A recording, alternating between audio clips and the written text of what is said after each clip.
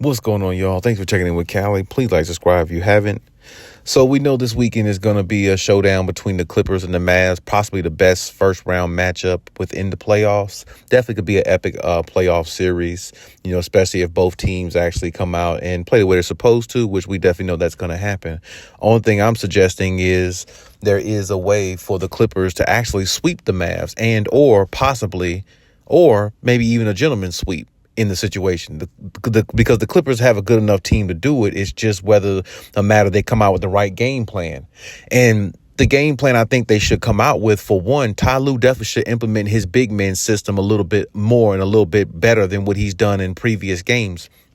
Because personally, I think whether Kawhi Leonard's on the floor or not, their small ball gameplay really is an issue for them, even though it's actually kind of a strength of theirs. See, it's almost like a gift and a curse, because when you think about their small ball and how they play, when they're hitting the three and they're looking good from threes and they can't miss, and Kawhi is just shooting like otherworldly along with the other players on the team, and they get the great contribution from the bench along with Norman Powell coming out there being a bucket that he is, scoring it at will also, then their small ball really doesn't hurt them, because they're basically going shot for shot, offense for offense with another team. And the fact they got two defensive, great wing players in Kawhi and PG, that can offset some of what the other team is doing, because of course there's going to be a few more fast break opportunities with the Clippers, because Kawhi can average 2 to 3 steals per game along with PG. He can do the same thing. So that kind of gives them a little separation in regards to what they have defensively, opposed to the other team that they're playing against. But in this series here, when you look at the Mavericks, the one thing that the Mavericks don't have that's really looked at, that's really actually worth mentioning in regards to what the Clippers have, they don't really have a big man that really stands out to the point where he can cause problems for the Clippers scoring in the interior. And this is the thing that the Clippers should be able to use to their advantage. Now, Derek Lively, I think his name is, for the Dallas Mavericks, he's good, but he's only in his first or second year in the NBA. He doesn't even really have the NBA playoff experience like that. So, I mean, without that experience like that goes a long way when you're going into this type of basketball, because when you're in the playoff basketball is definitely a lot different than regular season. So anybody that doesn't have the experience going into this type jungle, you know what I'm saying, you look like cat food out here compared to other guys. They looking at you like, okay, well, we're about to feast on this situation, because this guy is really not even, he could play well, but there's just little things and nuances and things that he doesn't know in regards to playoff basketball. And the fact that you got guys like Zubac, who's been around the league 7-8 years, Mason Plumley been around the league a long time, Daniel Tice been around the league a few years. I mean, these guys got playoff experience, and these guys know what it takes, and these guys know the physicality they need to bring in order to help their team win, because they've been in this type of jungle before. And this is the reason why I said going small ball really plays to the advantage of the Mavericks, because it allows Luka to just go into the paint whenever he wants to, because there's no type of threat in there. And on top of that, when you look at it, there's no resistance of any kind. When we saw the Clippers go through the losing streak they went through after the All-Star break, you saw fast young guards go into the paint and score at will, like Tyrese Maxey and, De'Aaron Fox, guys like that. Donovan Mitchell, the fast guards would go into the paint and score at will, and it was little to no resistance, because the Clippers play small ball so much, it really plays in the hands of other teams who have guards that are elite. And when we talk about guards that are elite, I mean, Kyrie Irving, Luka, they are elite. They can get in the paint whenever they want to. They can score however they want. And if there's little to no resistance, you're going to have problems. I mean, the Clippers had problems with Luka by himself years ago, because he can just get to wherever he wanted to. And there was little to no resistance, because Zubac was pretty much, all alone down there. And he's not really physical enough at times. That's the reason why I think getting Mason Plumley was a big thing for the Clippers, because Mason plays a little bit more physical. So does Daniel Tice, actually. So now you got guys that play a little bit more physical in the paint and will at least, attempt to block, or at least attempt to be an anchor in the paint defensively. And that effort can go a long way, because it'll make, Dallas probably, subject to settle for more threes rather than going to paint, because they got some big bodies in there that will contest and will contest consistently. I don't know about Zubac, because Zubac plays, defense when he wants to. I know Mason Plumley will go down there and give you everything he got every single time. And that's the reason why I said personally, I think Ty Lue should implement him a little bit more in the playoffs because Mason Plumley is more the type of guy where he's the blue collar, hard nosed, you know what I'm saying, go in there and make things happen and play with his head down, and really he can make an impact. And then on top of that,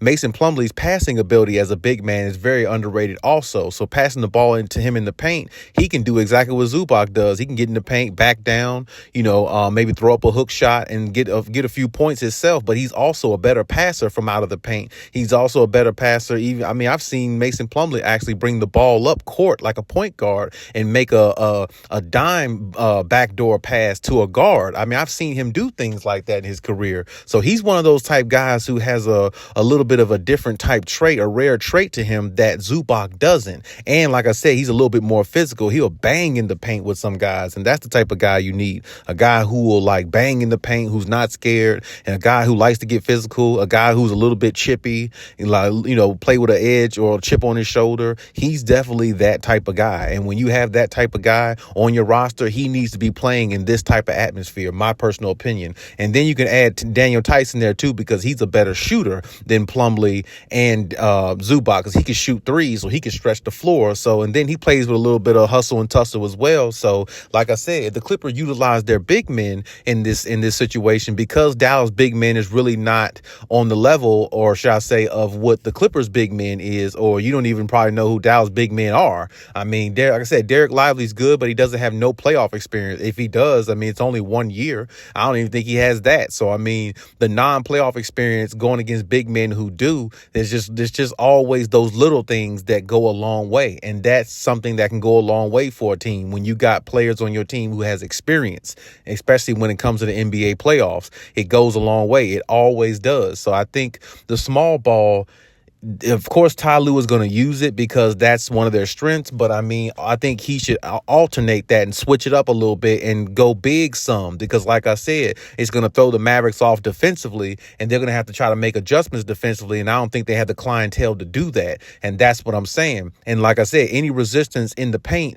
any resistance in regards to letting the guards on the opposing team, Dallas, know, hey, it's going to be a tough night if you come in here. You come in the paint, we're going to contest everything. Nothing's going to be easy. You're going to have to go to the free throw line, or we're going to hurt you if you come in here and try to score on us. That's the mentality that the Clippers need to have. And the only way they can have that is if they play big, not just keep playing small ball, which is playing into the favor of the opposing team. Now, another thing that I've always noticed ever since the Clippers been playing the Mavericks in the 7-game series in the playoffs, they always seem to try to trap Luka when the Mavericks have a lead. If the Mavericks have a 10, 12-point lead, they want to start trapping Luka some and then trying to get him to, off his game. But you can't do that. Luka is such a good passer. When you trap him, you're giving him opportunities to find guys who can't get their own shot. Tim Hardaway Jr. really can't get his own shot. He don't take guys off the dribble like a Kyrie Irving and got the handle to get to the basket every single time. That's not really his game. His game is more catch and shoot, spot up, and let that thing go. That's what he does. So when you double team Luka or trap Luka just because you're down, you're really giving the Dallas Mavericks the advantage because he's just such a good passer. He's going to find guys like a Seth Curry, like a Tim Hardaway Jr. to go in there and knock down those big shots and extend that lead. And that's exactly what he's done, which has made the Clippers Mavericks series so interesting over the last few times that they played in the playoffs, because the Clippers allowed things to happen that they really shouldn't.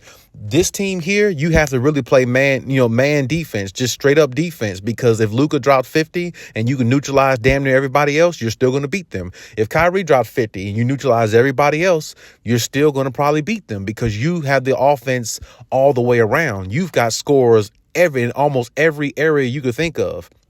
I mean, you got Kawhi, PG, James Harden, Russell Westbrook, Norman Powell. I mean, you got guys that can come out there and drop. I mean, everybody I just named can drop 25 points easily. Everybody I just named can drop 25 plus points any given night. That is a lot of firepower you have on your roster. And then you got to look at James Harden being the playmaker that he can be. Then you got to look at Russ. He's a playmaker as well. And Russ gives the team a different dynamic because he plays with a little bit more burst of energy, speed, and he plays with that intensity, that tenacity that other players on the Dallas Mavericks just don't have. And on top of that, you got more experience on your team, playoff-wise, championship-wise, all those things. So it's like if the Clippers really play their game the way they're supposed to, they'll be just fine, and they can actually sweep this series. Honestly, I really believe they can, or do a gentleman's sweep. But like I said, when it comes to Luka and Kyrie, the double team, the trapping is not something you need to do if you get down. Just play straight up man basketball because they're going to make shots. They're going to miss shots. Basketball is a game of runs. You'll have your opportunity to get your runs and get back at them on the offensive end. You just make sure you play hard-nosed defense and keep that effort on the defensive end. And if Luka can't, see, the problem is, the way to beat the Mavericks, I've always said, no matter who's on the Mavericks, if Luka can give you 40 points and 15 and 16 assists, it's going to be hard to beat the Mavericks. And that's the reason why the Clippers have always had trouble with Luka and the Mavericks, because he seems to always find a way to get a triple-double easily against the Clippers, because the trapping and stuff that they do when they're down, or the trapping they do to try to get the ball out of his hands and make everybody else beat them, that's what makes it difficult for the Clippers to beat them and knock them off a lot easier, because they're giving guys like Tim Hardaway and guys like that wide open shots. And these guys in the NBA, they have to be respected. You can't give an NBA player wide open shots all the time and not expect him to knock those down, because he's in the league too for a reason, because he's one of the best players in the world also, even though it doesn't look like it. But I mean, if there's 500 to 600 players in the NBA, they're the top 500-600 players in the world. That's just the way it is. So they're in the league for a reason also. So if you give guys like that a wide open shot, they're going to make you pay. And that's what Luka craves on. Luka craves on teams double teaming him because he's such a good passer. It makes everything easier for him to go out there and score when everybody else is getting theirs. Along with having Kyrie now, it's going to make it even easier if that's what the Clippers game plan is. But the key is, as I said before, you got to kind of make it to where if Luka has 40 points and 15, 16 assists, it's going to be hard to beat the Dallas Mavericks. It's really going to be tough. But the key to beating the Mavericks in every phase is having Luka have 40 points or less and only have 6 or 7 assists with about 4 or 5 turnovers. That's how you beat the Mavericks. And the only way you're going to do something like that is not double team Luka, because when you don't double team and play him straight up, he's just going after his points. He's just more of a scorer. He's more one dimensional. He can't get 15 assists if he's not getting double teamed, because now he's just going one-on-one with his opponent. And if he's on fire, he's on fire. But, when Luka is not on fire, definitely you have a chance of beating them, because he's not affecting the game in any other fashion. And that's the trick to Luka. That's the trick to players like LeBron James. LeBron is never effective unless he has shooters around him where he can, pass the ball at a high level along with getting his shot when he wants to, because it makes him not one dimensional. When you make multi-dimensional players one dimensional, you can beat them. That's the reason why I said the Clippers don't need to throw too many traps and double teams at Luka.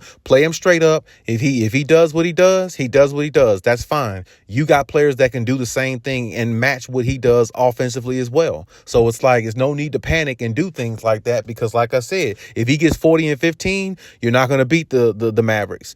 You're not going to beat them. But if he gets 40 and like 7 assists or 6 assists and like 4 turnovers, you can beat the Mavericks, because you're neutralizing him to a one-dimensional code to where it's easy to crack that code, because it's not really nothing more to it than what you see, which is straight up basketball. He's in scoring mode and he's not looking for nobody else. And all the other guys are just standing around. They're really not contributing. If it's 5-on-5 basketball, it's not 1-on-5. So if other guys like Tim Hardaway and them have 6 points, 8 points, 9 points, and let's say Luka has 35 and Kyrie has 31, and everybody else got 8, 5, 3, 2, 2, 4, however many points, you can beat the Dallas Mavericks, because everybody else was a non-factor, and you just let the 2 main key guys do their thing, but you stayed true to what you do in your defense and not send too many traps and double team, and gave Luka opportunities to find those other guys in which it'll get you beat. And that's going to be pretty much the strategy that the Clippers will need to have throughout the series in order to sweep it, and or should I say just get a gentleman's sweep.